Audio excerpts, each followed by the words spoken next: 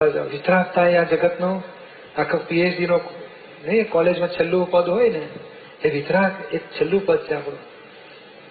અને અત્યારે આપણે બહારની પક્ષાપક્ષીમાંથી બહાર નીકળે છે એટલે દેહ ઉપર વિતરાગ થવું પડશે.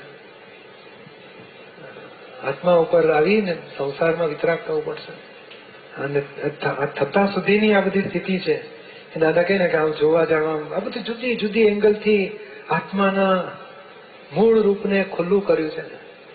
આ ઉઘાડો આત્મા કહેવાય. આપતાવાણી એટલે જે ઉઘાડો આત્મા જગતને જોઈ રહ્યો છે, આત્મારૂપ થઈને જગતને આત્મારૂપ જોઈ રહ્યો છે અને આ જગતની હકીકત ખુલ્લી કરી રહ્યા છે, એવું આ જ્ઞાનીની વાણી છે.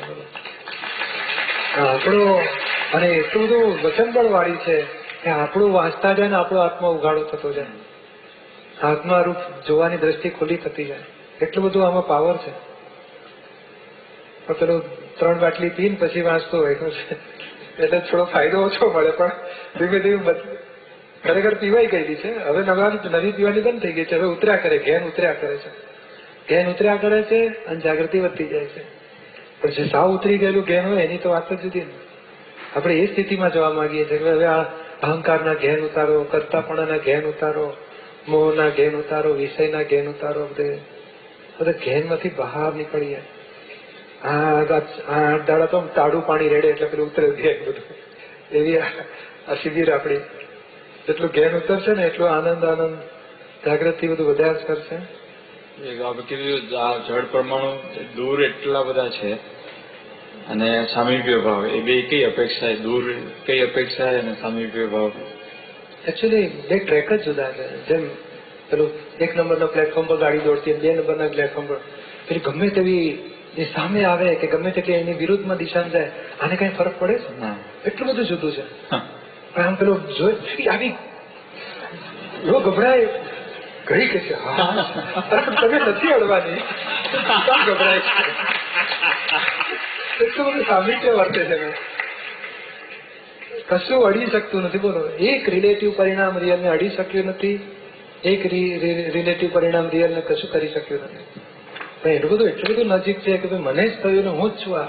અને ફક્ત પોતાના સ્વક્ષેત્રમાં રહીને એવી કલ્પના કરે છે. ત્યાં પેસી ગયો હોત ને પછી પછડાતો હોત ને તો આપણે સમજ્યા કે પેલી ટ્રેનમાં જો બિચારો લટકી જો ધસડાઈ હાથ છોલાઈ ગયા, બિચારાના હાથ પગ છોલાઈ ગયા, કશું છોલાવ્યું જ નથી. પોતાની જગ્યાએ સેફ જગ્યાએ બેઠેલો છે. પણ એને પોતાની જગ્યા કોઈ દાડો નોટિસ થયું જ નથી કે હું કોણ છું, હું ક્યાં છું, આ કોણ કરે છે, એ નોટિસ જ નથી થયું. એને અનાધિકારથી લોકોએ કહ્યું ને એ આવી, હા બધું આ બાજુ છે, હા તો તું આ બાજુ આવી ગયો, બચી ગયો ને?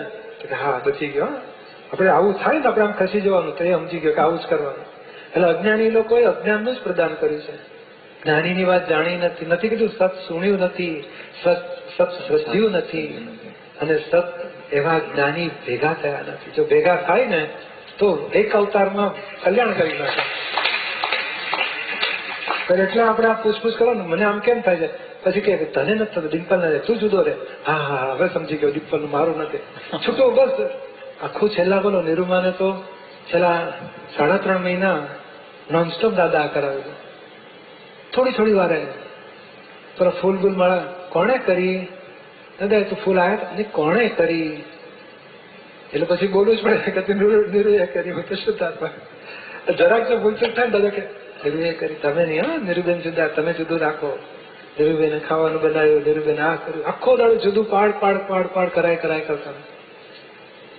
અને એ જ આ જુદું પાડવું અથવા જુદું પડી જવું એ જ આપણું વિજ્ઞાન છે.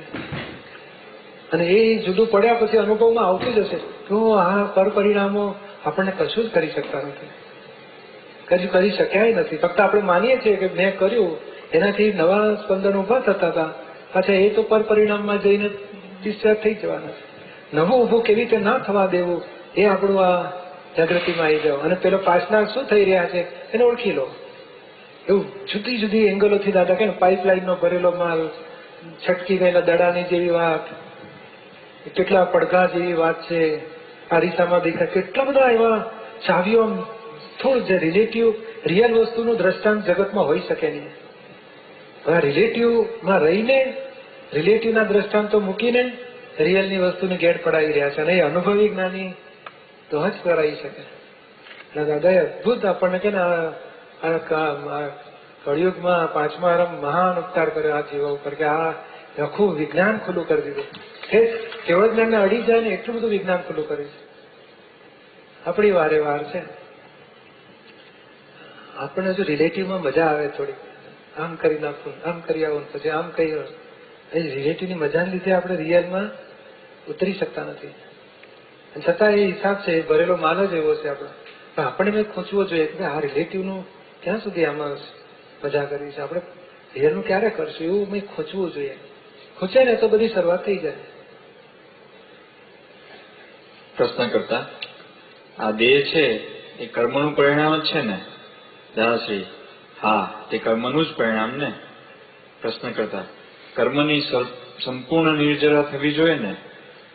Page number 82. દાદાશ્રી કર્મની સંપૂર્ણ નિર્જરા થાય એટલે જાય, શુદ્ધ ચિત્ત થાય એટલે કર્મની નિર્જરા થઈ ગઈ કહેવાય. પ્રશ્ન કરતા અવ્યવહાર રાશિમાં શુદ્ધ ચિત્ત થાય એટલે કર્મની નિર્જરા થઈ ગઈ કહેવાય. અહીંયા પેલા ચિત્ત શુદ્ધ થવું જોઈએ, પછી કર્મ નિર્જરા થતું જાય છે. એટલે આપણે કહીએ ને પેલી બિલીફ પેલા ચેન્જ કરો, પછી પરમાણુ ખરી પડશે.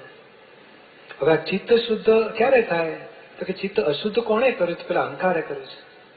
હું ચંદુ માન્યું ને એટલે પછી અશુદ્ધ દર્શન, અશુદ્ધ જ્ઞાન, પછી બુદ્ધિ ઉભી થાય છે, અને પછી ચિત્ત ઉભું થાય છે. એટલે અહંકાર ચોખ્ખો થાય છે, પછી પેલું ચિત્ત પેલી બાજુ ચોખ્ખું થાય છે. અને ચિત્તને આ બાજુ અંતસ્કરણનો ભાગ ચોખ્ખો થયો ને એટલે પછી પ્રકૃતિના પરમાણુની નિર્જરા થયા કરે.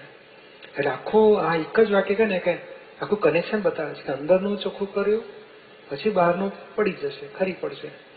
એટલે જેમ ગુંદર ઓગાળ્યો ને ટિકિટ પછી ઉડી જશે. એ ટિકિટ તો એ પરમાણુની પરમાણુમાં મળી જશે. આપણા તરફથી બિલીફ રૂપી, માન્યતા રૂપી કશાયો, પછી એ બધું અંદરનો વચલો ભાગ ચોખ્ખો કરવાનો છે. અને આપણી આ 9 કલમો, આ ચરણવિધિ, આ પ્રતિક્રમણો, આ જુદાપણાની જાગૃતિ, આ નિર્દોષ જોવાની દ્રષ્ટિ, એ બધું ચિત્તને શુદ્ધ કરી નાખે છે. ધીમે ધીમે શુદ્ધ થયા જ કરે છે. અને એનાથી પછી પરમાણુ બધા ખરી પડશે, બધા પછી ખરી પડશે. જેમ દડાને આપણે અડ્યા નથી ને પછી ટપ્પો પડતો પડતો પડતો પડતો પડતો બંધ થઈ જશે. પેલા બુદ્ધિ થાય પછી ચિત્ત થાય, કારણ કે ચિત્ત તો દર્શન ને. દર્શન બગડે પછી જ્ઞાન બગડે ને. પછી જ્ઞાન બગડે ના, પણ આ અહંકાર પેલા બગડ્યો છે. અહંકાર પછી કોણ બગડે? પછી અહંકાર પેલા બગડ્યો કર નહીં, પણ અહંકાર ઉભો થયો કહેવાય. અહંકાર ઉભો થયો એટલે પછી બુદ્ધિ ઉભી થઈ, અને બુદ્ધિમાંથી પછી ચિત્ત. એટલે લાગે ને ચિત્ત એ બુદ્ધિના પર્યાયો છે.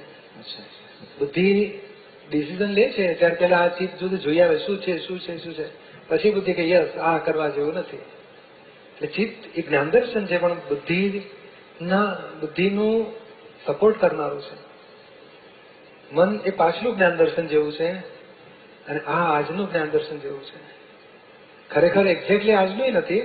એ આજનું એટલે શું છે કે એને વ્યૂ પોઈન્ટ ઉભો થયો છે, અને મન એ પાછલું જ્ઞાન દર્શનના આધારે મન બન્યું છે.